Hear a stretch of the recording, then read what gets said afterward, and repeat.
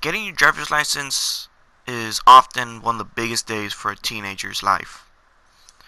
It's a day where you can finally get some freedom from your parents who have been breathing down your neck for the past 16 years. The parents who grounded you, never let you go out with your friends, and would take your favorite band concert.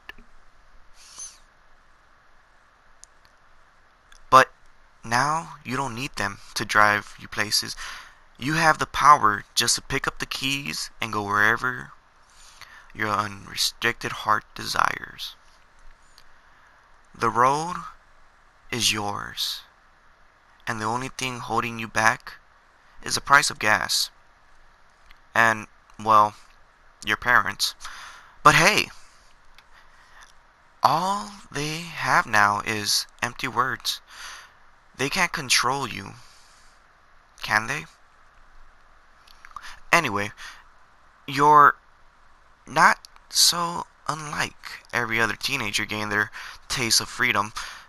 Your understanding mom lets you have the car for nights, and you pick some of your close friends. You spend a night at not the too expensive but not too cheap restaurants. It was a little outside of your town simply because your town didn't have any good restaurants, or that just you told yourself, so you could get a little bit more time away. You and your friends spent more time laughing and talking about the latest episode of your favorite TV show than actually eating. You had fun while you were there, and probably ticked a few people off with your loud conversation and giggling. It was all fun, and you weren't being too rude. You took all your friends home. Being the one with the license, you waited to drop your date off last, even though their house wasn't the furthest, nor the closest, but you didn't care. They congratulated you on getting your license as you walked them to your front door. They gave you a long kiss goodnight and a goodbye one before slipping away into the dimly lit house. The smile lasted on your face as you walked down the path back to where you parked your car in the street. Your date's driveway was already full of cars, and you didn't have any room to park. You walked around and opened the driver's door when you noticed the back seat was hanging slightly open. You frowned and started at the moment wondering if it was like that the whole time. The sensors on the door weren't new, so maybe they didn't pick up at the door closes. You bumped the door to shut it and didn't even give it a second thought. You pulled off the side of the road and into a quiet neighborhood. As the streets bumped, heated up in the car. The road was lit by the street lights, throwing orange lights into the black pavement as quickly being run over by a gray SUV. You pulled to the main street, hardly wanting to get home. You decided to take the long way and virtue down the forbidden road. During that day, the road would be no problem, but you were an experienced driver at night. The silence didn't bother you too much, but it was always felt better when there was some sort of noise.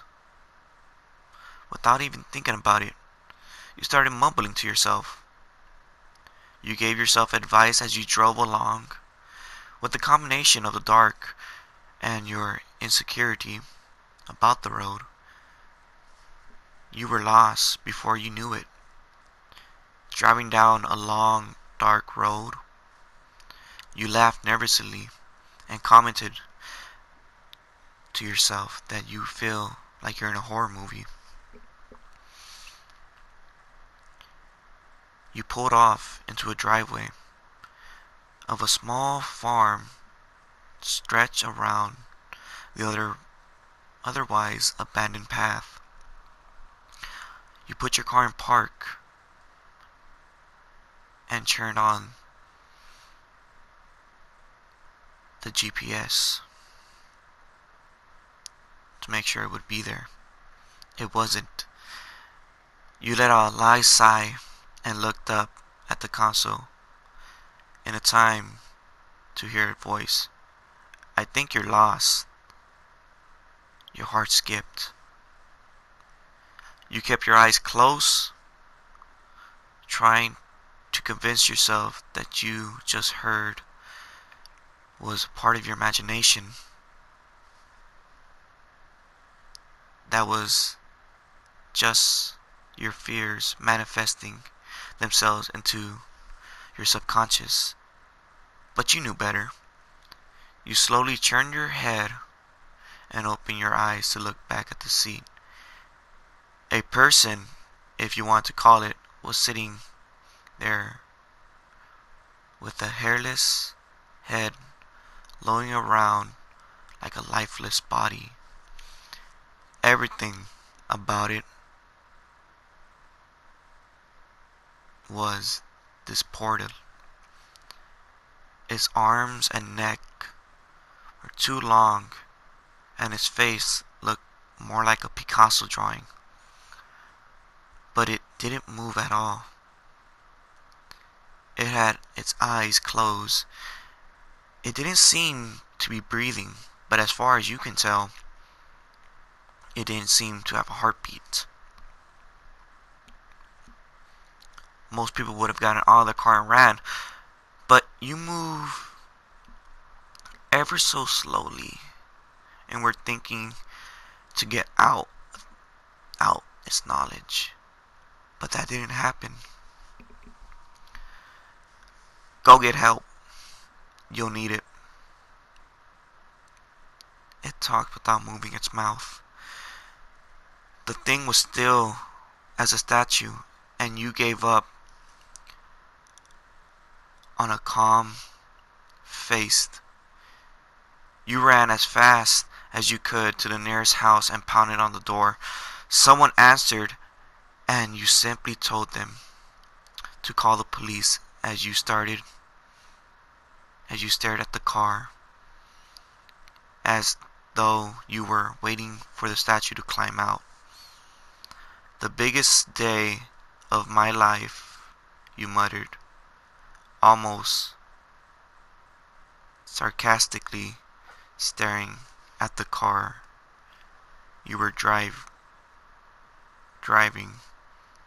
where your driver's license still rested.